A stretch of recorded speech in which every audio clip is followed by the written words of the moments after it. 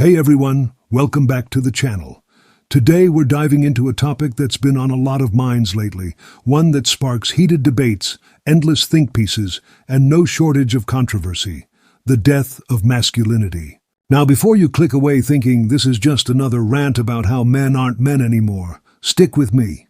This isn't about pointing fingers or whining about the good old days. It's about understanding what's happening to the concept of masculinity in our modern world, why it feels like it's under attack, and most importantly, how we can revive it in a way that's authentic, meaningful, and built for the challenges of today. By the end of this video, you're going to have a clearer picture of what's going on and some practical steps to reclaim a sense of masculine strength that works for you, whether you're a man or just someone interested in the conversation. So, let's get started. The phrase death of masculinity gets thrown around a lot, but what does it actually mean? At its core, it's the idea that traditional notions of what it means to be a man, strength, stoicism, leadership, independence, are fading away. Some say they're being eroded by cultural shifts. Others argue they're being outright attacked. You've probably heard the complaints: men are becoming softer, less ambitious, less decisive. Boys are growing up without strong male role models. Society seems to celebrate traits that feel at odds with what we've historically associated with manhood. But is masculinity really dying, or is it just changing? And if it is dying, who or what is responsible? To answer that, we need to take a step back and look at where this all started. Masculinity, like any cultural concept, has never been static. What it meant to be a man in ancient Sparta, medieval Europe, or 1950s America isn't the same as what it means today. In Sparta, a man was a warrior, trained from childhood to fight and die for his city. In the Middle Ages, masculinity was tied to chivalry, honor, and protecting the weak. By the 20th century, it was about being the breadwinner, the strong, silent type who provided for his family and didn't complain. Each era shaped its own version of manhood based on the needs of the time. War, religion, economics, and technology all played a role. So when we talk about the death of masculinity, we're really talking about the decline of a specific version of it, one that many of us grew up with or saw in our fathers and grandfathers. That version, let's call it traditional masculinity, emphasized a few key traits. Men were expected to be physically strong, emotionally reserved, and in control.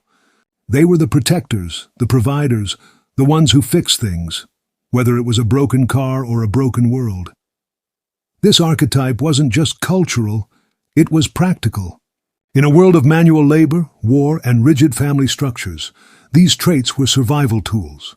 A man who couldn't provide or protect wasn't just failing himself, he was failing his community.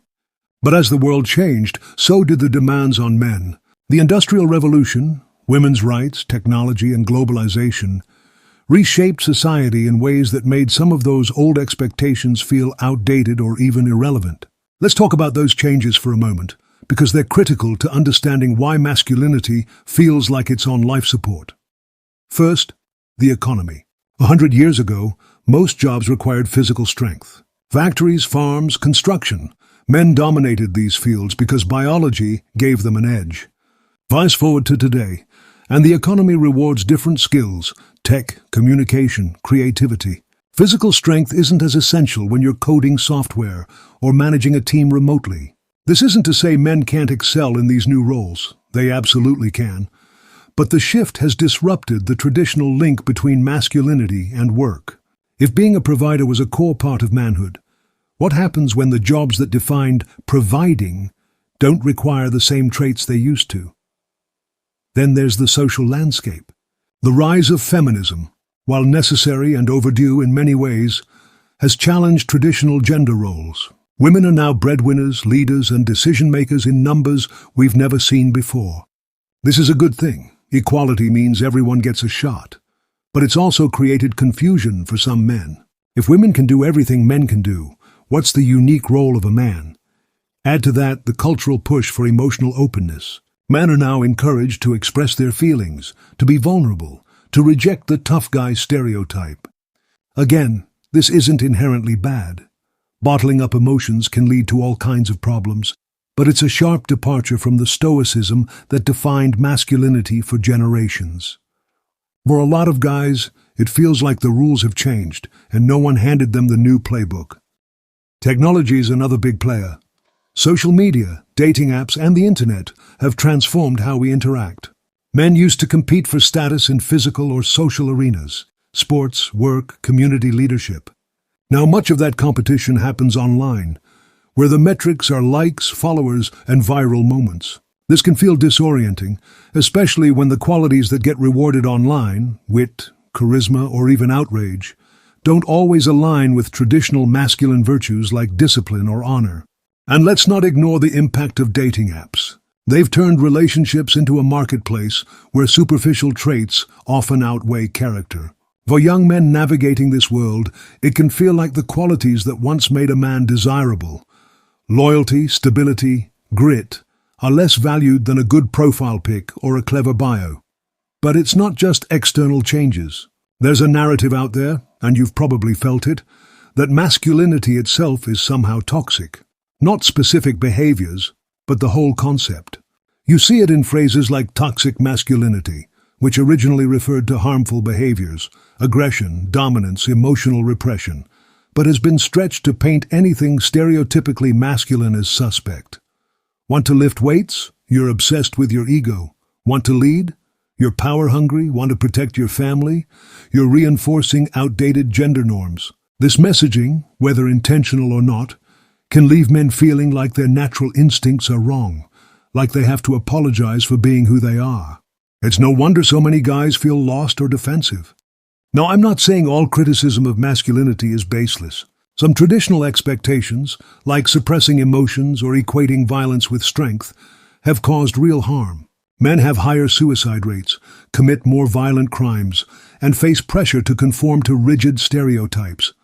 Acknowledging that isn't weakness, it's clarity. But the solution isn't to demonize masculinity or strip it away.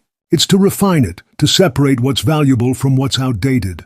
The problem is, the current cultural conversation often feels like it's swinging too far the other way, leaving men without a clear sense of what they're supposed to be. So, is masculinity really dead?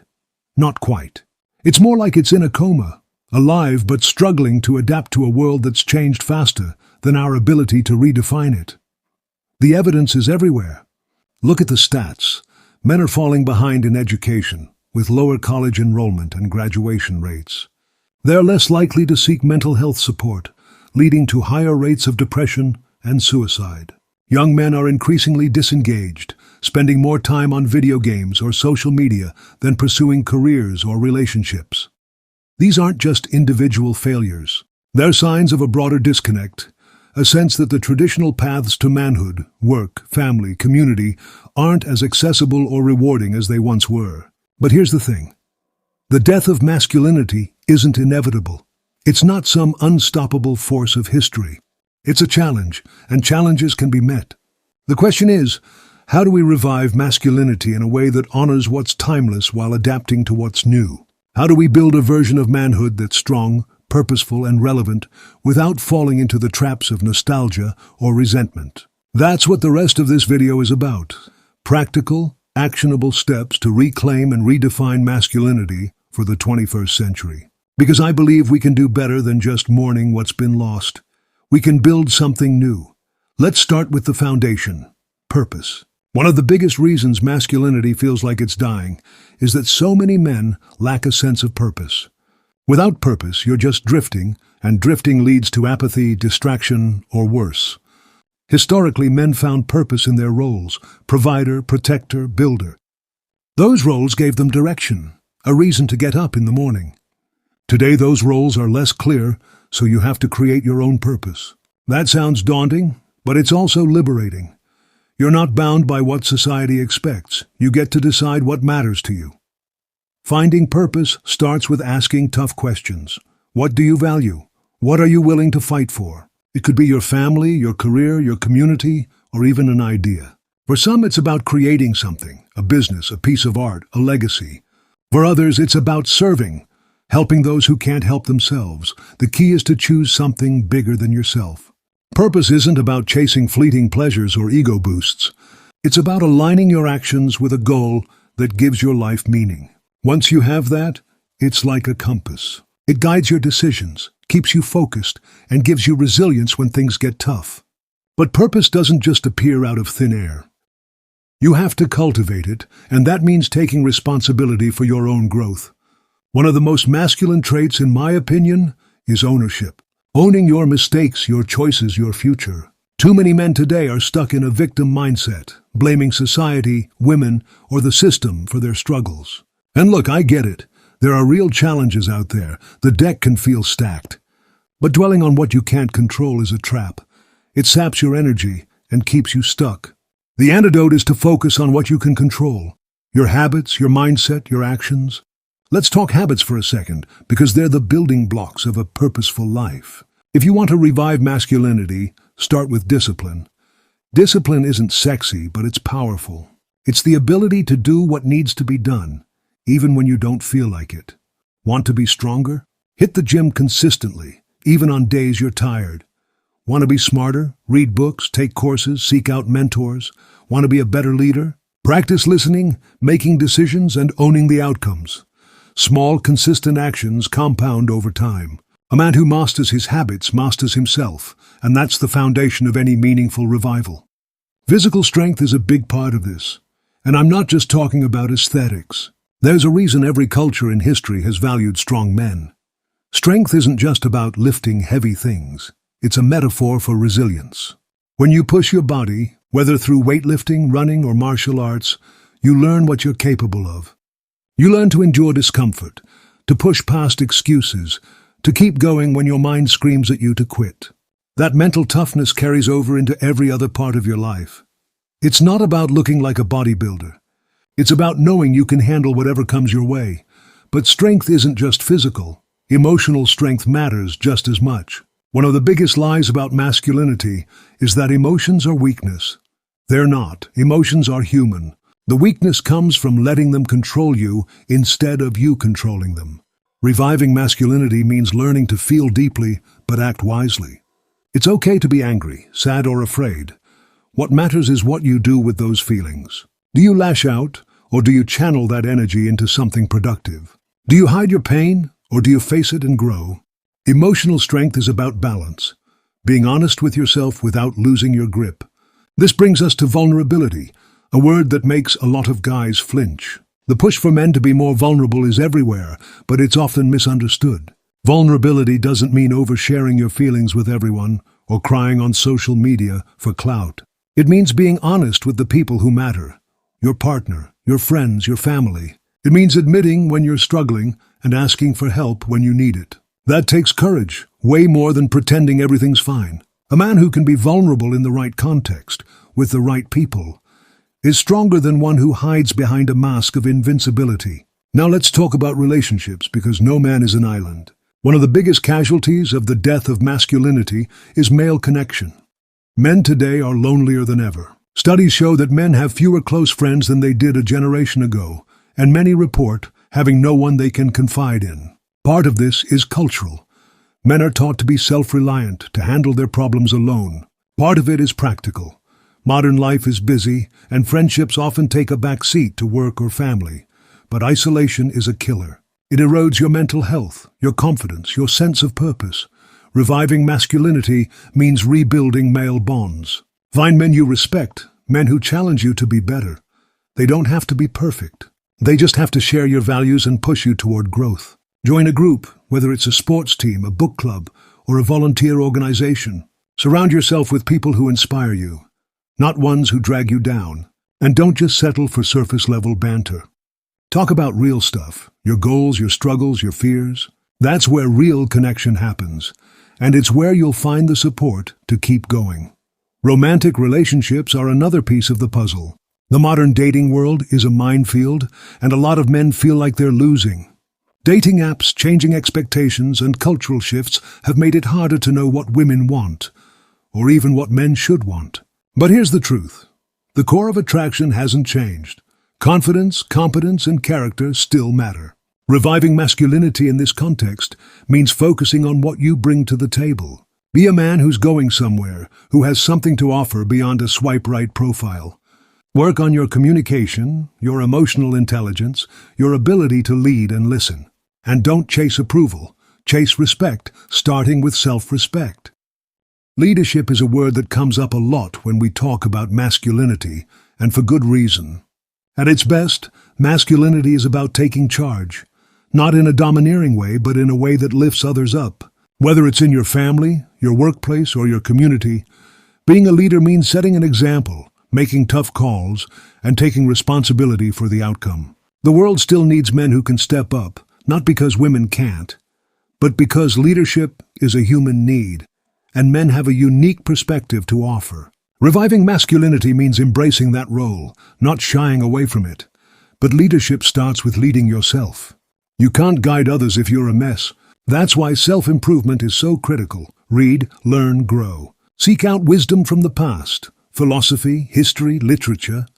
But don't be afraid to adapt it to the present. Surround yourself with people who challenge your ideas, not just ones who agree with you. And don't fall into the trap of ideology. The world is complex, and anyone selling you a simple answer, whether it's traditionalism or progressivism, is probably trying to sell you something else. Think for yourself, weigh the evidence, and make your own path. One thing we can't ignore is the role of culture. The media, education, and entertainment industries shape how we see masculinity. And right now, the portrayal isn't great. Men are often depicted as bumbling idiots, toxic villains, or irrelevant sidekicks. This isn't just a coincidence. It's a reflection of broader attitudes. If you want to revive masculinity, you have to be deliberate about the culture you consume. Turn off the shows that mock what you value, support creators who tell stories that resonate with you. And if you're feeling bold, create something yourself, a blog, a video, a podcast. The culture war isn't won by complaining, it's won by building something better. Let's talk about fatherhood for a moment, because it's one of the most powerful ways to revive masculinity. If you're a father, you have a chance to shape the next generation. Be present, be engaged, be the kind of man you want your kids to become or to marry. Teach them resilience, integrity, and the value of hard work. If you're not a father yet, think about the legacy you want to leave. The choices you make now, your habits, your values, will ripple forward. And even if you never have kids, you can still be a mentor, a role model, a guide to someone younger. That's masculinity at its best, passing on what you've learned to make the world stronger. Now, I know some of you are thinking, this all sounds great, but what about the barriers? And you're right, there are real obstacles. Economic uncertainty, social pressures, and cultural narratives can make it feel like the odds are against you. But here's the thing. Masculinity has always been about overcoming obstacles. The heroes of history didn't have it easy. They faced wars, famines, and betrayals, yet they built families, communities, and civilizations. You don't need perfect conditions to be a man. You just need the will to keep going. So where do we go from here? Reviving masculinity isn't about turning back the clock or fighting a losing battle against change. It's about taking the best of what masculinity has always been, strength, purpose, leadership, and adapting it to the world we live in. It's about being a man who's not afraid to stand tall, even when the world tells him to shrink. It's about building a life that's yours, not one dictated by algorithms, trends, or critics. Let's wrap this up with a challenge. Over the next week, pick one area of your life to improve. Maybe it's your fitness. Commit to 3 workouts. Maybe it's your mind. Read a book that challenges you. Maybe it's your relationships. Reach out to a friend or have a real conversation with your partner. Whatever it is, take one step toward being the man you want to be, then build on it. Day by day, choice by choice, you can revive masculinity. Not just for yourself, but for everyone around you. Thanks for watching, guys. This one's been a long journey, but I hope it's given you something to think about. If you found this valuable, hit that like button, share it with someone who needs to hear it, and subscribe for more content like this. Let me know in the comments what you think. Is masculinity dead, or is it just evolving? And what's one step you're going to take to revive it in your own life? Until next time, stay strong, stay purposeful, and keep building.